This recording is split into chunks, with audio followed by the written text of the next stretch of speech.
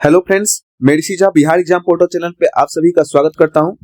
हम लोगों ने जीव जनन कैसे करते हैं तो उसका पूरा नोट्स मैं आपको अच्छे तरीके से समझाया था। अगर आपने नहीं देखा है तो पिछले लेक्चर को जाकर के आप देखें। आज उसी चैप्टर का जीव जनन कैसे करते हैं तो उसी चैप्टर का जो है 30 इंपॉर्टेंट एमसीक्यू क्वेश्चंस हमने लाया है। ये पीवाईक्यू सभी क्वेश्चंस हैं, ये पूछे गए क्वेश्चंस हैं जो कि एग्जाम में जो है बहुत ही हेल्पफुल होगा।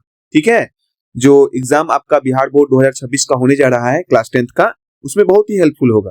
तो यहां से जो भी क्वेश्चंस बनते हैं एग्जाम में वो सभी क्वेश्चंस हम आपको इस प्रैक्टिस में करवाएंगे। तो देखिए यहाँ पे 30 क्वेश्चन है। इसमें से पहला क्वेश्चन जो आपके स्क्रीन के सामने है ये आप देख पा रहे होंगे। क्या कह रहा है? जीवों में नए जीव बनने की प्रक्रिया को क्या कहते हैं? जीवों में नए जीव बनने की प्रक्रिया को क्या कहते हैं? श्वसन कहते हैं, उत्सर्जन कहते हैं, जनन कहते हैं, पोषण कहते हैं। जीवों में नए जीव बनने की प्रक्रिया को क्या कहते हैं? श्वसन, उत्सर्जन, जनन, पोषण क्या कहते हैं? तो हम सभी जानते हैं जीवों में जो है नए जीव बनने की प्रक्रिया को क्या कहते हैं? तो जनन कहते हैं। तो जिन सभी ने ऑप्शन नंबर सी को लगाया है उन सभी का क्या है? करेक्ट आंसर है। तो इसका सही आंसर क्या हो जाएगा? Option number C. क्या है? जनन। चलिए नेक्स्ट क्वेश्चन को हम लोग देखते हैं। नेक्स्ट क्वेश्चन क्या कह रहा है? एकल कोशिकीय जीवों में जनन की मतलब जनन का समान तरीका क्या है? एकल कोशिकीय जीवों में जनन का सामान्य तरीका क्या है?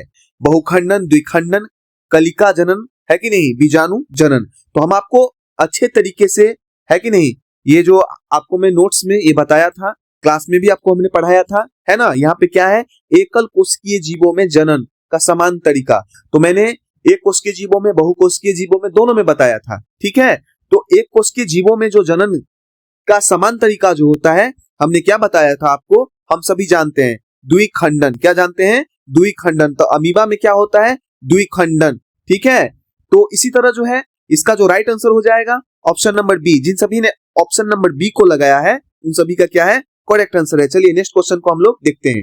नेक्स्ट क्वेश्चन जो आपके स्क्रीन के सामने है, बहुत ही आसान क्वेश्चन। अमीबा में जनन किस विधि से होता है? कलिका जनन, द्विखंडन, बहुखंडन, बीजाणु जनन। अमीबा में जनन किस विधि से होता है? तो पहला ऑप्शन कलिका जनन, द्विखंडन, बहुखंडन, बीजाणु जनन। तो आइए इसका राइट आंसर को जानते हैं। बहुत ही आसान क्वेश्चन है। तो अमीबा में जनन किस विधि से होता है? तो हम सभी जानते हैं अमीबा में जनन जो होता है द्विखंडन से होता है। तो ऑप्शन नंबर बी क्या हो जाएगा? इसका राइट आंसर हो जाएगा। तो हम उम्मीद करते हैं आप सभी ने भी ऑप्शन नंबर बी को चुना है। चलिए नेक्स्ट क्वेश्चन को हम लोग देखते हैं। नेक्स्ट क्वेश्चन क्या है? प्लाज्मोडियम में जनन की विधि क्या है ना, विधि क्या है? द्विखंडन है, कलिका जनन है, बहुखंडन है, लैंगिक जनन है। प्लाज्मोडियम में जनन की विधि क्या है? द्विखंडन, कलिका जनन, बहुखंडन, लैंगिक जनन क्या है? जल्दी से बताइए इसका राइट आंसर क्या होगा। और हम सभी ने क्लास में पढ़ा था और रिवीजन क्लास में नोट्स में भी मैंने इसको बताया है, डायग्राम के साथ समझाया था आपको। प्लाज्मोडियम जो कि मादा एनोफ्लुएंजा एनोस्कुडियो काटने से होता है कि उसके लार में ये प्लाज्मोडियम पाया जाता है। तो हम सभी जानते हैं प्लाज्मोडियम में जो जनन की विधि होती है क्या होती है? बहुखंडन होता है। क्या होता है? बहुखंडन। हमारे लीवर में जाने के बाद ये क्या करता है? ये साइलेंट रूप से अपने संख्या को बढ़ाता है, बहुखंडन करता है, फिर ये आरबीसी में जाकर के मिल जाता है कि नहीं, ब्लड में मिल जाता है, आरबीसी को डैमेज करता है। तो इसमें जो विधि होती है प्लाज्मोडियम में जनन की विधि क्या होती है? बहुखंडन होता है। राइट आंसर क्या हो जाएगा? Option number C. चलिए नेक्स्ट क्वेश्चन को हम लोग देखते हैं। नेक्स्ट क्वेश्चन बहुत ही आसान क्वेश्चन पढ़ा दिए हैं हम आपको इस क्वेश्चन के बारे में क्लास के अंदर। ईस्ट में जनन किस प्रकार होता है? द्विखंडन, कलिका जनन, बहुखंडन, बीजाणु है कि नहीं, किस तरह से होता है? ईस्ट में जनन किस प्रकार होता है? ईस्ट में जनन किस प्रकार होता है? द्विखंडन, कलिका जनन, बहुखंडन, बीजाणु। ठीक है, जल्दी से इसका आंसर बताइए। और आइए इसका राइट आंसर हम लोग देखते हैं। बहुत ही इजी क्वेश्चन है। हमने देखा था, क्या देखा था? कलिका जनन को क्या कहते हैं? मुकुलन। क्या कहते हैं? मुकुलन, यानी बी है कि नहीं, मुकुल के द्वारा होता है। तो ईस्ट में जनन की किस प्रकार होता है? तो ईस्ट में जो जनन होता है कलिका जनन होता है। क्या होता है? कलिका, मुकुल निकलता है और वो फिर क्या होता है? नया जीव में वो चेंज हो जाता है, मुकुलन के द्वारा होता है, जिसे हम कलिका जनन के नाम से भी जानते हैं। ठीक है, कलिका जनन, कली निकलती है जिसे हम मुकुल कहते हैं और फिर उससे एक नया जीव बन जाता है। ठीक है, तो नेक्स्ट क्वेश्चन को हम लोग देखते हैं। नेक्स्ट क्वेश्चन क्या कह रहा है? बीजाणु जनन किस में पाया जाता है? अमीबा में, हाइड्रा में, राइजोपस में, मनुष्य में। बीजाणु जनन किस में पाया जाता है? अमीबा में, हाइड्रा में, राइजोपस में, मनुष्य में। और आपको आपको हमने क्लास के अंदर ये बताया था, डायग्राम से भी समझाया था, है कि नहीं? आपने अगर पिछले लेक्चर को नहीं देखा है, जीव जनन कैसे करते हैं, उसको जरूर जाके देखें। ये सारी बातें जो है वहां हमने अच्छे तरीके से डिटेल्स में बताया हुआ है। तो बीजाणु जनन किसमें पाया जाता है? हम सभी जानते हैं बीजाणु जनन जो होता है राइजोपस के ये कवक होता है, इसके अंदर क्या होता है? इसके अंदर क्या होता है? बीजाणु जनन होता है, बीजाणु जनन होता है। एग्जाम में पूछा गया ये क्वेश्चन है, इंपॉर्टेंट क्वेश्चन है, ठीक है? बीजाणु जनन किसमें होता है? तो राइजोपस में होता है, ठीक है? चलो नेक्स्ट क्वेश्चन को हम लोग देखते हैं। हम उम्मीद करते हैं आप सभी ने भी ऑप्शन नंबर सी को चुना है। चलिए नेक्स्ट क्वेश्चन को हम लोग देखते हैं। नेक्स्ट क्वेश्चन क्या कह रहा है? अलैंगिक जनन में कितने जनक शामिल होते हैं? अलैंगिक जनन में कितने जनक शामिल होते हैं? 1 2 3 अनेक, 1 2 3 अनेक। अलैंगिक जनन में कितने जनक शामिल होते हैं? तो अलैंगिक जनन में होते हैं, आइए राइट आंसर को देखते हैं। तो 1 कितने होते हैं? 1। ऑप्शन नंबर ए जो है इसका राइट आंसर होता है। अलैंगिक जनन है कि नहीं? लैंगिक जनन, दोनों जनन के बारे में आपको हमने बताया था। तो अलैंगिक जनन में कितने जनन होते हैं, मतलब अलैंगिक जनन में कितने जनक की शामिल होते हैं? तो हम सभी जानते हैं कितने होते हैं? 1। चलिए नेक्स्ट क्वेश्चन को हम लोग देखते हैं। नेक्स्ट क्वेश्चन क्या कह रहा है? अलैंगिक जनन में उत्पन्न संतान कैसा होता है? अलैंगिक जनन में उत्पन्न संतान कैसा होता है? तो यहाँ पे क्या है? पहला ऑप्शन क्या देख रहे हो? पूर्णतः भिन्न, समान, आंशिक समान, असमान। क्या होता है? जल्दी से बताइए, इसका राइट आंसर क्या होगा? अलैंगिक जनन में उत्पन्न संतान कैसा होता है? हम सभी जानते हैं अलैंगिक जनन में उत्पन्न संतान क्या होता है? समान होता है। क्या होता है? समान, ठीक है? तो हम उम्मीद करते हैं आप सभी ने भी बी ऑप्शन को चुना है। चलिए बी ऑप्शन क्या है, हो जाएगा इसका करेक्ट आंसर हो जाएगा। नेक्स्ट क्वेश्चन को हम लोग देखते हैं। नेक्स्ट क्वेश्चन क्या कह रहा है? हाइड्रा में जनन किस विधि से होता है? द्विखंडन, बहुखंडन, कलिका जनन, बीजाणु। बहुत ही आसान क्वेश्चन है। हाइड्रा में जनन किस विधि से होता है? हाइड्रा में जनन किस विधि से होता है? द्विखंडन से होता है, बहुखंडन से होता है, कलिका जनन होता है, बीजाणु वाला होता है। क्या होता है? जल्दी से बताइए इसका आंसर। तो हाइड्रा में जो जनन की विधि होती है तो हम सभी जानते हैं क्या होती है? कलिका जनन। तो ऑप्शन नंबर सी इसका क्या हो जाएगा? राइट। कंफ्यूज नहीं होइए, ये कलिका जनन को हम लोग क्या कहते हैं? मुकुलन। क्या कहते हैं? मुकुलन। मुकुलन, जिसे बर्डिंग के नाम से भी हम लोग जानते हैं। किसके नाम से जानते हैं? बर्डिंग। बर्डिंग के नाम से हम लोग इसको जानते हैं। तो इसका ऑप्शन क्या हो जाएगा? सी। क्या हो जाएगा? करेक्ट आंसर हो जाएगा। तो हाइड्रा में जनन की विधि क्या होती है? मुकुलन या कलिका जनन। एक कली निकलती है, उससे फिर एक नया हाइड्रा में क्या हो जाता है? परिवर्तित हो जाता है। तो ऑप्शन नंबर मतलब सी इसका क्या हो जाएगा? राइट आंसर हो जाएगा। चलिए नेक्स्ट क्वेश्चन को हम लोग देख। नेक्स्ट क्वेश्चन क्या कह रहा है? लैंगिक जनन में कितने जनक भाग लेते हैं? 1 2 3 4। लैंगिक जनन में कितने जनक भाग लेते हैं? 1 2 3 4। कितने लेते हैं? हम सभी जानते हैं लैंगिक जनन की जब भी बात होगी उसमें कितने जनक भाग लेंगे? तो 2। तो ऑप्शन नंबर बी क्या हो जाएगा? करेक्ट आंसर हो जाएगा। तो हम उम्मीद करते हैं आप सभी ने भी ऑप्शन नंबर बी को चुना है। चलिए नेक्स्ट क्वेश्चन को हम लोग देखते हैं। नेक्स्ट क्वेश्चन बहुत ही आसान क्वेश्चन। नर जनन कोशिका को क्या कहते हैं? अंडाणु कहते हैं, बीजाणु कहते हैं, शुक्राणु कहते हैं, युग्मक कहते हैं। क्या कहते हैं? नर जनन कोशिका को क्या कहते हैं? क्या अंडाणु? Option A. बी बीजाणु, ऑप्शन सी शुक्राणु, ऑप्शन डी युग्मनक, है कि युग्मक। तो क्या होता है? नर जनन कोशिका को क्या कहते हैं? तो हम सभी जानते हैं नर जनन कोशिका को हम लोग शुक्राणु कहते हैं। क्या कहते हैं? शुक्राणु। तो ऑप्शन नंबर सी क्या हो जाएगा? इसका राइट आंसर हो जाएगा। चलिए नेक्स्ट क्वेश्चन को हम लोग देखते हैं। नेक्स्ट क्वेश्चन क्या कह रहा है? मादा जनन कोशिका को क्या कहते हैं? शुक्राणु कहते हैं, अंडाणु कहते हैं, बीजाणु कहते हैं, जायगोट कहते हैं। बहुत ही आसान क्वेश्चन है। मादा जनन कोशिका को क्या कहते हैं? हम सभी जानते हैं मादा जनन कोशिका को हम लोग क्या कहते हैं? अंडाणु कहते हैं। क्या कहते हैं? अंडाणु। तो ऑप्शन नंबर बी क्या हो जाएगा? इसका राइट आंसर हो जाएगा। जिसे सभी ने ऑप्शन नंबर बी को चुना है क्या हो जाएगा? उनका सही आंसर हो जाएगा। चलिए नेक्स्ट क्वेश्चन को हम लोग देखते हैं। नेक्स्ट क्वेश्चन क्या कह रहा है? निषेचन क्या है? जनन कोशिका का निर्माण, शुक्राणु और अंडाणु का मिलन, भ्रूण का विकास, कोशिका विभाजन। ठीक है, शुक्राणु और अंडाणु का मिलन, जनन कोशिका का निर्माण, है कि नहीं, भ्रूण का विकास, कोशिका विभाजन। निषेचन क्या है? तो हम सभी जानते हैं निषेचन की जो प्रक्रियाएं होती है उसमें क्या होता है? शुक्राणु और अंडाणु का मिलन होता है। तो ऑप्शन नंबर बी क्या हो जाएगा? इसका करेक्ट आंसर हो जाएगा। राइट आंसर क्या हो जाएगा? ऑप्शन नंबर बी, शुक्राणु और अंडाणु का मिलन क्या कहलाता है? निषेचन कहलाता है। हम उम्मीद करते हैं आप सभी ने भी ऑप्शन नंबर बी को चुना है। चलिए नेक्स्ट क्वेश्चन को हम लोग देखते हैं। नेक्स्ट क्वेश्चन क्या कह रहा है? निषेचन के बाद बनने वाली कोशिका क्या कहलाती है? भ्रूण कहलाती है, जायगोट कहलाता है, बीज कहलाता है, युग्मक कहलाता है। क्या कहलाता है? निषेचन के बाद बनने वाली कोशिका क्या कहलाता है? तो जल्दी से बताइए। भ्रूण, जायगोट, बीज, युग्मक। तो आइए इसका राइट आंसर को हम लोग देखते हैं। निषेचन के बाद बनने वाली कोशिका क्या कहलाता है? तो हम सभी जानते हैं जाइगोट कहलाता है। ऑप्शन नंबर बी क्या हो जाएगा? राइट आंसर हो जाएगा। निषेचन के बाद बनने वाली कोशिका क्या कहलाती है? जाइगोट कहलाती है। चलिए नेक्स्ट क्वेश्चन को हम लोग देखते हैं। नेक्स्ट क्वेश्चन क्या कह रहा है? मनुष्य में निषेचन कहाँ होता है? गर्भाशय, योनि, अंडवाहिका, अंडाशय। मनुष्य में निषेचन कहाँ होता है? गर्भाशय में, योनि में, अंडवाहिका में, है कि नहीं? अंडाशय में। कहाँ होता है? जल्दी से बताइए। तो मनुष्य में निषेचन कहाँ होता है? गर्भाशय, योनि, अंडवाहिका, अंडाशय। जल्दी से बताइए, मनुष्य में निषेचन कहाँ होता है? गर्भाशय में होता है, योनि में होता है, अंडवाहिका में होता है, अंडाशय में होता है। कहाँ होता है? बहुत ही आसान है, हम सभी जानते हैं। मनुष्य में निषेचन कहाँ होता है? तो हम सभी जानते हैं फैलोपियन ट्यूब में होता है, जिसे हम अंडवाहिका कहते हैं। तो ऑप्शन नंबर सी क्या हो जाएगा? इसका राइट आंसर हो जाएगा। राइट आंसर क्या हो जाएगा? Option number C. चलिए नेक्स्ट क्वेश्चन को हम लोग देखते हैं। नेक्स्ट क्वेश्चन क्या कह रहा है? भ्रूण का विकास किस अंग में होता है? अंडाशय में, अंडवाहिका में, गर्भाशय में, मूत्राशय में। कहाँ होता है? भ्रूण का विकास कहाँ होता है? किस अंग में होता है? भ्रूण का विकास किस अंग में होता है? अंडाशय में होता है, अंडवाहिका में होता है, गर्भाशय में होता है, मूत्राशय में होता है। कहाँ होता है? तो भ्रूण का विकास की अगर बात होगा, अंग की बात होगा, हम इसे सभी जानते हैं। भ्रूण का जो विकास होता है वो किस अंग में होता है? तो ऑप्शन नंबर सी गर्भाशय में होता है, जो कि है इसका राइट आंसर है। तो हम उम्मीद करते हैं आप सभी ने भी ऑप्शन नंबर सी को चुना है। चलिए नेक्स्ट क्वेश्चन को हम लोग देखते हैं। नेक्स्ट क्वेश्चन क्या कह रहा है? मानव में गर्भकाल की अवधि लगभग कितनी होती है? मानव में गर्भकाल की अवधि लगभग कितनी होती है? 6 माह, 7 माह, 9 माह, 12 माह। कितनी होती है? मानव में गर्भकाल की अवधि लगभग कितनी होती है? तो हम सभी जानते हैं 9 माह होती है। तो ऑप्शन नंबर सी क्या हो जाएगा? इसका राइट आंसर हो जाएगा ऑप्शन नंबर सी, 9 माह। नेक्स्ट क्वेश्चन क्या कह रहा है? पौधों में लैंगिक जनन किस अंग में, मतलब जनन का अंग कौन सा है? पौधों में लैंगिक जनन का अंग कौन सा है? पत्ती, जड़, तना, फूल। पौधों में लैंगिक जनन का अंग कौन सा है? पौधों में लैंगिक जनन का अंग कौन सा है? पत्ती है, जड़ है, तना है, फूल है।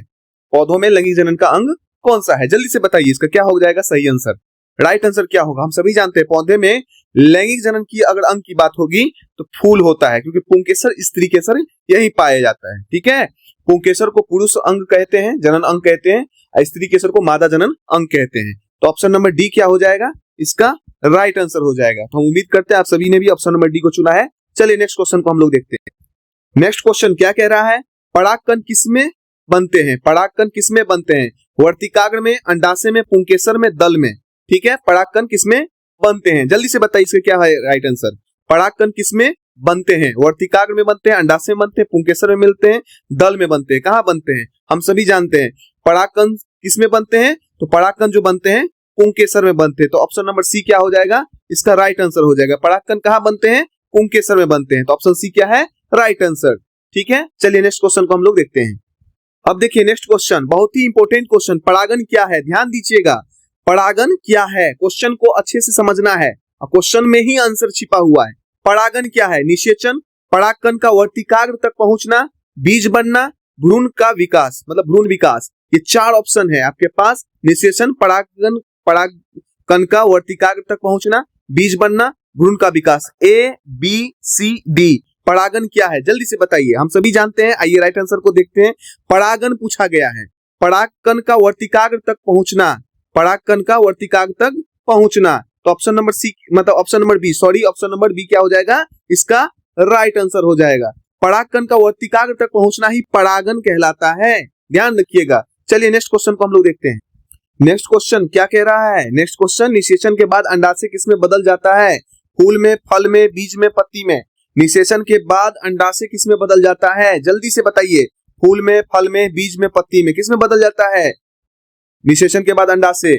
तो निषेचन के बाद अंडाशय किसमें बदल जाता है? हम सभी जानते हैं फल में बदल जाता है। तो ऑप्शन नंबर बी क्या हो जाएगा? इसका राइट आंसर हो जाएगा। तो उम्मीद करते हैं आप सभी ने भी ऑप्शन नंबर बी को चुना है। चलिए नेक्स्ट क्वेश्चन को हम लोग देखते हैं। नेक्स्ट क्वेश्चन क्या कह रहा है? निषेचन के बाद बीजांड किसमें बदल जाता है? फल में, फूल में, बीज में, पत्ती में। निषेचन के बाद बीजांड किसमें बदल जाता है? फल में बदल जाता है, फूल में बदल जाता है, बीज में बदल जाता है, पत्ती में बदल जाता है, किसमें बदल जाता है? तो निषेचन के बाद, है कि नहीं, बीजांड किसमें बदल जाता है? हम सभी जानते हैं बीज में बदल जाता है। तो ऑप्शन नंबर सी क्या हो जाएगा? राइट आंसर हो जाएगा। तो हम उम्मीद करते हैं कि आप सभी ने ये जो पिछले लेक्चर में मैंने जीव जनन कैसे करते हैं उसका नोट्स में आपको अच्छे से मैंने एक्सप्लेन करके समझाया था, आप जरूर देखें। अगर आपने उसको अच्छे से देखा होगा तो यहाँ पे आपको गलती नहीं होगी। तो 22 का सही आंसर ऑप्शन नंबर सी जो है इसका करेक्ट आंसर है। चलिए नेक्स्ट क्वेश्चन को हम लोग देखते हैं।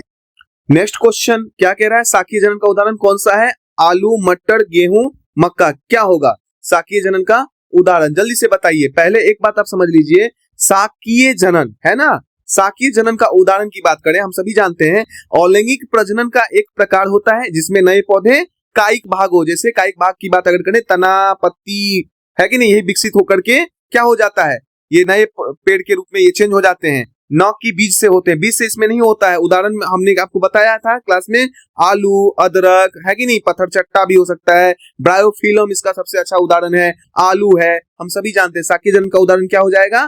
तो आलू यहाँ पे दिया गया है, तो ऑप्शन नंबर ए क्या हो जाएगा, इसका राइट आंसर हो जाएगा। साकीय जनन का उदाहरण क्या हो जाएगा? आलू हो जाएगा। ठीक है, तो हम उम्मीद करते हैं आप सभी ने भी ऑप्शन नंबर ए को चुना है। चलिए नेक्स्ट क्वेश्चन को हम लोग देखते हैं।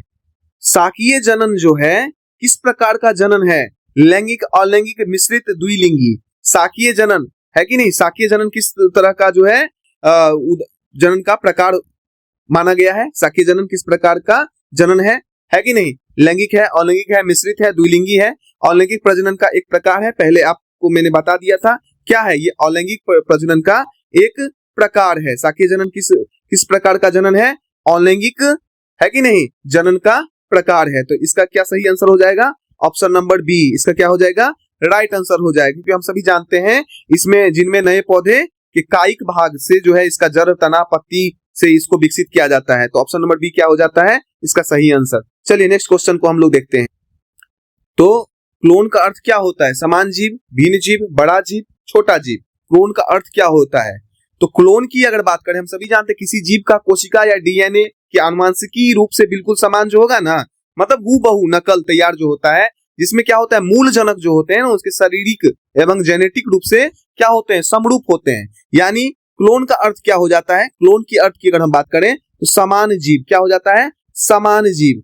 ठीक है, ऑप्शन ए जो है इसका राइट आंसर हो जाएगा, ध्यान रखिएगा। ठीक है, क्योंकि इसमें क्या होता है, कोशिका या डीएनए के आनुवंशिकी रूप से क्या होता है, बिल्कुल समान प्रतिलिपि है कि नहीं, तो ये कॉपी जो है तैयार हो जाता है, हूबहू नकल तैयार हो जाता है।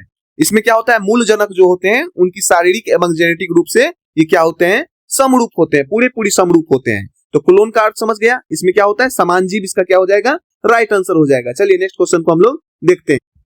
अलैंगिक जनन का लाभ क्या है कि नहीं? अलैंगिक जनन का लाभ क्या है? विविधता, शीघ्र जनन, जटिलता, कम संतान। ठीक है, जल्दी से बताइए। तो अलैंगिक जनन का लाभ की बात करें, हम सभी जानते हैं अलैंगिक जनन के द्वारा हम लोग शीघ्र जनन करके नए संतान को उत्पन्न कर सकते हैं, इसमें कोई टाइम नहीं लगता है। ठीक है, वहां से आप किसी भी तरीका से, जैसे कि आपने देखा होगा है ना, अमीबा को टुकड़े टुकड़े कर दो है कि नहीं, तो वहां पे क्या हो जाएगा, जितने टुकड़े होंगे वहां से नए जीव का उत्पन्न हो जाएगा। किसी पेड़ पौधे को जो आप काट देते हो, काट करके कलम लगाते हो है कि नहीं, तो अलैंगिक जनन का लाभ यही होता है कि शीघ्र जनन। तो ऑप्शन नंबर बी क्या हो जाएगा इसका राइट आंसर हो जाएगा। क्या हो जाएगा? राइट आंसर हो जाएगा। शीघ्र जनन होता है, क्या होता है शीघ्र, जल्दी से जो है नए जीव का निर्माण हो जाता है अलैंगिक जनन में। ठीक है, तो ये ध्यान रखिएगा। तो ऑप्शन नंबर बी जो है इसका राइट आंसर है। चलिए नेक्स्ट क्वेश्चन को हम लोग देखते हैं। और नया जो नेक्स्ट क्वेश्चन है, लैंगिक जनन का प्रमुख लाभ क्या है? समानता, विविधता, गति, सरलता। लैंगिक जनन का प्रमुख लाभ क्या है? तो यहाँ पे लैंगिक जनन की अगर प्रमुख लाभ की बात करें तो आप सभी याद रखें, एग्जाम में बहुत बार पूछा गया है, इसमें क्या होता है, विविधता होता है। क्या होता है? विविधता होता है। ठीक है, लैंगिक जनन का प्रमुख लाभ क्या होता है? विविधता। तो ऑप्शन नंबर बी क्या है इसका राइट आंसर है। चलिए नेक्स्ट क्वेश्चन को हम लोग देखते हैं। हम उम्मीद करते हैं आप सभी ने भी बी को चुना है। तो क्वेश्चन क्या कह रहा है, जनन कोशिकाएं किस प्रक्रिया से बनती है? समसूत्री विभाजन, अर्धसूत्री विभाजन, द्विखंडन, बहुखंडन। जनन कोशिकाएं किस प्रक्रिया से बनती है? समसूत्री विभाजन, अर्धसूत्री विभाजन, द्विखंडन, बहुखंडन। जल्दी से बताइए इसका क्या राइट आंसर हो जाएगा। हम सभी जानते हैं जनन कोशिका की अगर बात करें है कि नहीं, इसमें क्या होता है, गुण सूत्रों की संख्या क्या हो जाती है, आधी हो जाती है। यह प्रक्रिया जननांगों में होती है, जहां एक मूल द्विगुणित कोशिका में विभाजित होकर 4 अगुणित जनन कोशिकाएं क्या करती है, बनाती है। यहाँ पर जैसे शुक्राणु अंडाणु मुख्य रूप से क्या करते हैं, अर्धसूत्री विभाजन करते हैं। तो यहाँ पे क्या है, अर्धसूत्री विभाजन की बात हो रही है। जनन कोशिकाएं किस प्रक्रिया से बनती है? तो अर्धसूत्री विभाजन से बनती है। राइट आंसर क्या हो जाता है इसका बी हो जाता है। ध्यान रखिएगा, जनन कोशिकाएं किस प्रक्रिया से बनती है? अर्धसूत्री विभाजन से बनती है। ठीक है, ये ध्यान रखिएगा। क्योंकि इसमें गुणसूत्रों की संख्या क्या हो जाती है, आधी हो जाती है। ठीक है, ये प्रक्रिया जननांगों में होती है, ये बात ध्यान रखना आप। ठीक है, क्योंकि एग्जाम में कभी कभी ये पूछ दिए जाते हैं और ये पूछे गए क्वेश्चन है। ठीक है, चलिए नेक्स्ट क्वेश्चन को हम लोग देखते हैं। नेक्स्ट क्वेश्चन क्या कह रहा है, मानव शुक्राणु कहाँ बनते हैं, अंडाशय में, वृषण में, गर्भाशय में, अंडवाहिका में। तो मानव शुक्राणु की अगर बात करते हैं तो हम सभी जानते हैं मानव शुक्राणु वृषण में बनते हैं, तो ऑप्शन नंबर बी क्या हो जाएगा, इसका करेक्ट आंसर हो जाएगा। हम उम्मीद करते हैं आप सभी ने इसका आंसर दे दिया होगा, right answer option number B होगा। चलिए नेक्स्ट क्वेश्चन को हम लोग देखते हैं। नेक्स्ट क्वेश्चन क्या कह रहा है, मानव में अंडाणु कहाँ बनते हैं, मानव में अंडाणु कहाँ बनते हैं, वृषण में, गर्भाशय में, अंडाशय में, मूत्राशय में, कहाँ बनते हैं, जल्दी से बताइए।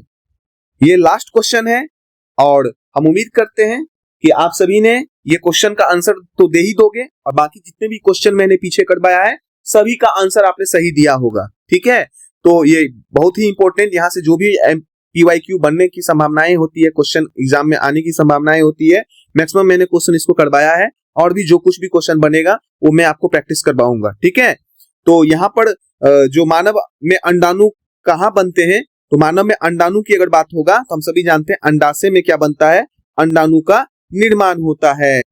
तो मानव में अंडाणु कहाँ बनते हैं, तो अंडाशय में बनते हैं, आप ध्यान रखिएगा। ठीक है, इसी के साथ जो है ये जो है 30 एग्जाम का जो मैंने प्रैक्टिस करवाया है कि नहीं, 30 क्वेश्चन का, जो कि जीव जनन कैसे करते हैं, हम उम्मीद करते हैं आप सभी ने 30 में 30 किया होगा। ठीक है, और कल जो है मैं आपको भारत में राष्ट्रवाद का जो है 30 क्वेश्चन का जो है प्रैक्टिस करवाऊंगा, जो भी इंपोर्टेंट मतलब हिस्ट्री का भारत में राष्ट्रवाद। ठीक है, वहां से जो भी इंपोर्टेंट MCQ होगा कल आपको शाम में जो है 8 बजे के आसपास जो है मैं 30 क्वेश्चन का भारत में राष्ट्रवाद का मैं प्रैक्टिस करवाऊंगा। अगर आपने बिहार एग्जाम पोर्टल चैनल को सब्सक्राइब नहीं किया, सब्सक्राइब करें, लाइक करें, शेयर करें, कमेंट्स करें। अगर आपको कितना सही हुआ जरूर कमेंट्स बॉक्स में लिखें। ठीक है, तो कल भारत में राष्ट्रवाद के साथ, ठीक है, हम लोग प्रैक्टिस सेट में उपस्थित होंगे और वहां पे जो है 30 MCQ इंपोर्टेंट MCQ हिस्ट्री का, ठीक है, वो प्रैक्टिस करेंगे। चलिए नेक्स्ट वीडियो में मिलते हैं, तब तक के लिए धन्यवाद।